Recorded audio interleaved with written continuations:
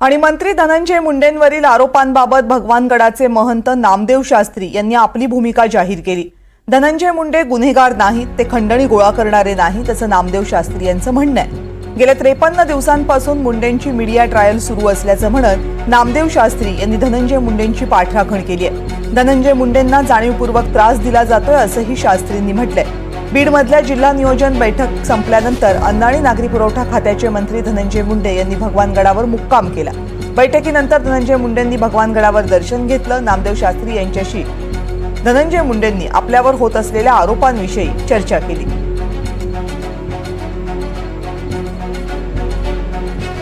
वर्षापासून तो जवळ आहे, गोपीनाथरावांचा पुतण्या आहेत, सगळ्या नेत्याबरोबर तो राहिलेला आहे आणि त्याची पार्श्वभूमी ही गुन्हेगाराची नाहीच आहे। त्याला जाणीवपूर्वक गुन्हेगार ठरवतोय असं मला वाटतंय। पण यात नुकसान आमच्या संप्रदायाचं इतकं झालं की गेल्या 700 वर्षापासून जातीवाद नसावा या मताचे ज्ञानेश्वर महाराज आहेत आणि जातीवाद नष्ट करत करत आलेला काही राजकीय स्वार्थी लोकांनी पुन्हा तो उफळून आणला। तो म्हणजे संतांच्या कार्यावर कुठेतरी पाणी फिरले असं मला वाटतंय।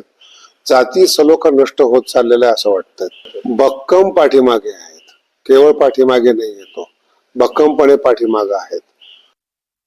तर मी या गडाचा निश्चिम भक्त आहे, संत भगवान बाबाचा मी निश्चिम भक्त आहे, या गडाच्या गादीचा मी निश्चिम भक्त आहे, शास्त्री बाबांचा मी निश्चिम भक्त आहे।